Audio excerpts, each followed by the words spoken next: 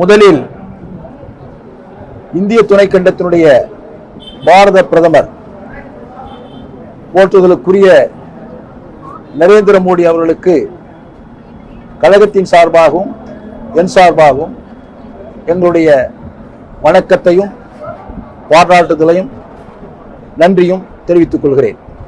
ஏனென்று சொன்னால், உலக அரங்கில் இந்தியா ஒரு வலிமை மிக்க நாடு என்பதை நிரூபிக்கின்ற வகையிலே தன்னுடைய அரசியல் அனுபவத்தாலும் தன்னுடைய ராஜதந்திரத்தாலும் இன்று பாகிஸ்தானை எதிர்கொண்டு வெற்றி நடைபோட்டுக் கொண்டிருக்கிறார்.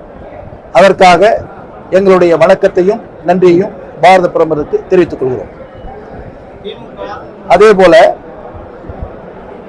இன்று 4 நாட்கள் தன்னுடைய அறிவியல் பூர்வத்தோடு இருக்கின்ற அம்னுஷங்களை வைத்துக் கொண்டு எந்த விதமான பதற்றமும் இல்லாமல் நீண்டகால போரில் அனுபவம் தொடர்ந்து இருக்கின்றதை போலவே இன்று நம்முடைய இந்திய திருநாட்டினுடைய இராணுவம் செயல்பட்டிருக்கிறது.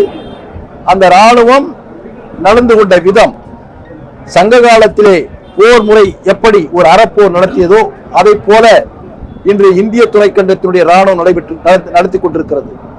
மக்களை எந்த வகையிலும் துன்புறுத்தவில்லை. யார் தீவிரவாதிகள் இங்கிருக்கிறார்களோ அதை குறிவைத்து தாக்கியிருக்கிறார்கள். இராணுவ தளம் எங்க இருக்கிறதோ அதை குறிவைத்து தாக்கியிருக்கிறார்கள். எங்கிருந்து இராணுவ விமானங்கள் புறப்படுகின்றதோ அந்த இராணுவ விமானுடைய தளத்தை தாக்கியிருக்கிறார்கள். மக்களை எந்த வகையிலும் துன்புறுத்தாமல் முறையான போரை நடத்தி இருக்கின்ற வலிமை மிக்க அறிவுபூர்வமான இராணுவம் நம்முடைய இராணுவம். அந்த இராணுவத்திற்கு எங்களுடைய கழகத்தின் சார்பாக வீர வணக்கத்தினை தலை சார்ந்து நான் தெரிவித்துக் கொள்கிறேன்.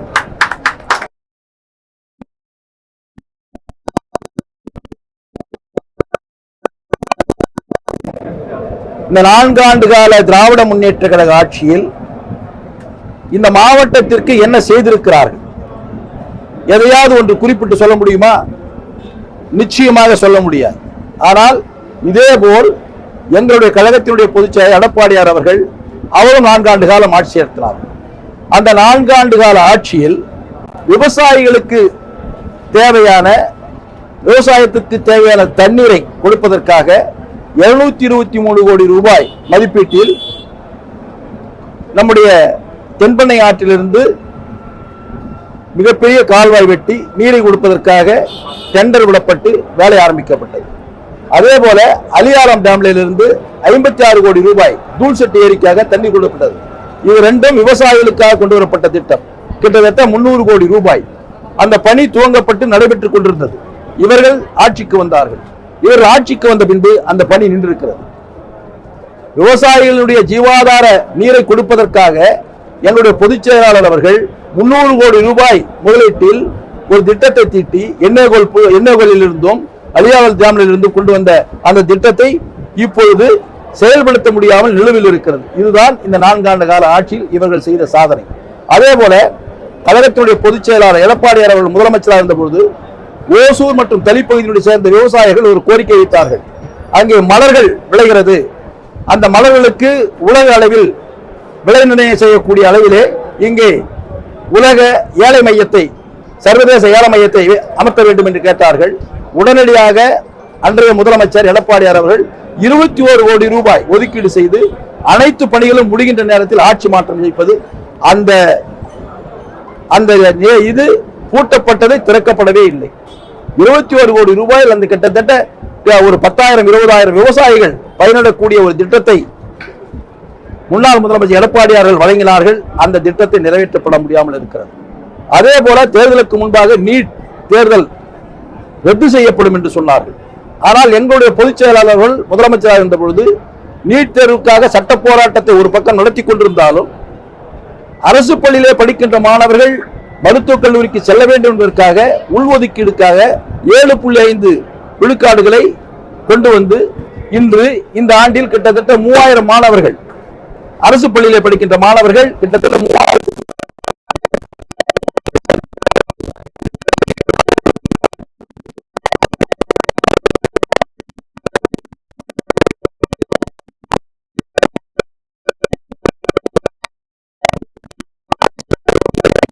உருவாக்கி கொடுத்தவர் எங்களுடைய எடப்பாடியார். இந்த 4 ஆண்டு காலத்தில் இவர்கள் என்ன செய்திருக்கிறார்கள்? எதையுமே செய்யவில்லை. சட்டம் ஒழுங்கு பாதிக்கப்பட்டிருக்கிறது. நிறைய போதைப் பொருட்கள் நடமாடிக்கொண்டிருக்கிறது, கட்டுப்படுத்த முடியவில்லை. அன்றாடம் கொலை கொள்ளை நடந்து கொண்டிருக்கிறது. இதுதான் இவர்கள் 4 ஆண்டு கால சாதனை என்று சொல்ல முடியும். இது ஒரு கூட்டம் பொறுப்பேற்க வேண்டும். அனைத்திற்கும் முதலமைச்சர் தான் பொறுப்பேற்க வேண்டும். யாரிடத்தில் எந்த துறை கொடுத்தாலும் இறுதியாக அந்த துறையில் குறைகளோ குற்றங்களோ நடந்தால் உடனடியாக கூப்பிட்டு கண்டிப்பதற்கும் நடவடிக்கை எடுப்பதற்கும் முதலமைச்சருக்கு எல்லா விதமான அதிகாரம் இருக்கிறது.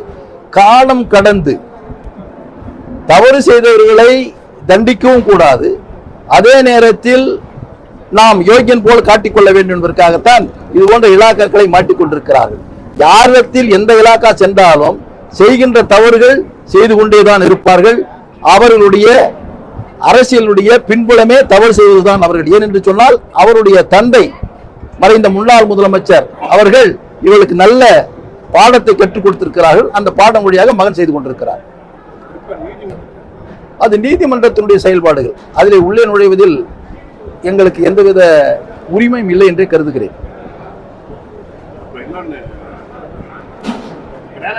விசாரணைக்குனால ஆஜராக முடியல, எனக்கு பாதுகாப்பு இல்லை, அரசு பாதுகாப்பு கொடுக்க மாட்டேன்னு சொல்லி சகாய் ஐஏஎஸ் நீதிமன்றத்தில் ஆஜராக அரசு உண்மையில அவருக்கு பாதுகாப்பு. ஒரு முன்னாள் ஆட்சித்தலைவர், ஒரு நேர்மையான ஆட்சித்தலைவர், அவர் ஒரு நீதிமன்றத்திற்கு செல்லுவதற்கே பயந்து பாதுகாப்பு வேண்டும் என்று கேட்கிறார் என்று சொன்னால் இந்த ஆட்சியினுடைய அவலம் எந்த அளவில் இருக்கிறது என்பது இது ஒன்றே எடுத்துக்காட்டு. இந்த 4 ஆண்டு கால ஆட்சியில் ஒரு மாவட்ட ஆட்சித்தலைவராக இருந்த ஒரு ஐஏஎஸ் அதிகாரிக்கே இந்த மாநிலத்தில் பாதுகாப்பு இல்லை என்று அவரே கூறுகின்ற நிலை இந்த மாநிலத்தில் இருக்கிறது என்று சொன்னால் இந்த தமிழகத்தில் சட்டம் ஒழுங்கு எந்த அளவிற்கு பாதிக்கப்பட்டிருக்கிறது என்பதை நீங்கள் உணர்ந்து கொள்ள வேண்டும்.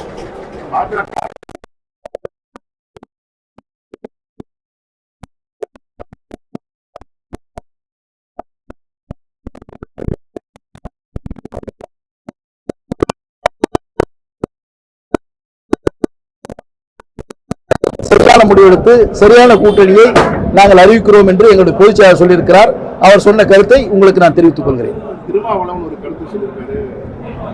டெல்லி சென்றும் போது டெல்லியில் உயர் அதிகாரி என்னை இந்த கூட்டணியிலிருந்து வெளியில வாங்க அப்படின்னு சொல்லி அணுகினாரு. ஆனால் கொள்கைக்கோசம் நான் கூட்டணி விட்டு வெளியில வரமாட்டேன்னு சொல்லியிருக்கேன். எங்களுக்கு பல்வேறு இடங்களில் வாய்ப்பு நிறைய இருக்கு, ஆனால் கொள்கை தான் எங்களுக்கு முக்கியம் அப்படின்னு ஒரு கருத்து. அப்படி என்றால் திருமாவளவன் அவர்கள் திமுகவுடைய கொள்கையோடு முழுமையாக ஒத்துப்போகிறாரா என்ற வினாவை நான் வைக்கிறேன். அடுத்த முறை அவர் வந்தால் கேளுங்கள், திமுக கொள்கையோடு இவர் ஒத்துப்போகிறார் என்று சொல்லுகிறாரா அல்லது கூட்டணிக்காகத்தான் நாங்கள் சேர்ந்திருக்கிறோம் என்று சொல்லுகிறாரா என்பதை விளக்கம் அளிக்க வேண்டும் என்று நான் கேட்டுக்கொள்கிறேன். நெல்லை பாளையங்கோட்டை தொகுதியை அதிமுக பாஜக அதிருப்தி தெரிவிச்சிருக்காங்க.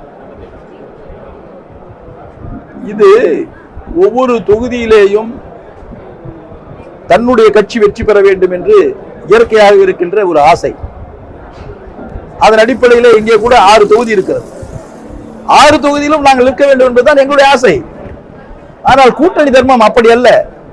கட்சியினுடைய தலைமை உட்கார்ந்து எந்தெந்த தொகுதிகளை யார் யாருக்கு ஒதுக்குகிறார்களோ அதை ஒதுக்கின்ற பட்சத்தில் நாங்கள் எவ்வளவு ஆசைப்பட்டாலும் கூட, உதாரணத்திற்கு வேப்பனப்பள்ளியை வைத்துக் கொள்வோம், ஏன்னா மற்ற தொகுதி சொன்னா கூட சரியா இருக்காது. வேப்பனப்பள்ளி தொகுதியை கூட்டணிக்கு ஒதுக்குகிறார் என்று சொல்வோம், வைத்துக் கொள்ளலாம். நாங்கள் பெருந்தன்மையாக அந்த கூட்டணிக்கு ஒதுக்கிவிட்டு அவளோடு இணைந்து செயலாற்ற வேண்டும். அவ்வளவு பக்குவப்பட்ட தொண்டர்களும் தலைவர்களும் உள்ள இயக்கம் அனைத்து இந்திய அண்ணா திராவிட முன்னேற்ற கழகம்.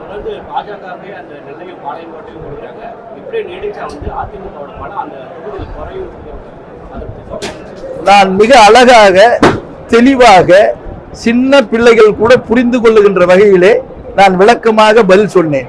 உங்களுக்கு புரியவில்லை என்று சொன்னால் நான் என்ன செய்ய முடியும்? கனிம வள கொள்ளைக்கு எதிராக செயல்பட்ட 13 நபர்கள் சாலை விபத்துகள் மூலமா கொலை செய்யப்பட்டதாக மார்க்சிஸ்ட் கம்யூனிஸ்டுடைய செயலாளர் ஒரு கருத்து தெரிவிச்சிருக்காரு. அந்த மார்க்சிஸ்ட் கம்யூனிஸ்டுடைய செயலாளர் யார் என்பது எனக்கு தெரியவில்லை. சொன்ன கருத்து எவ்வளவு தூரம் உண்மை என்று எனக்கு தெரியவில்லை. அப்படி இருக்கின்ற பொழுது அதற்கு நான் பதில் சொல்லுவது என்பது சிரமமான காரியம். செய்திகளை உடனுக்குடன் தெரிந்து கொள்ள நமது அம்மா இணையதள தொலைக்காட்சியை சப்ஸ்கிரைப் செய்து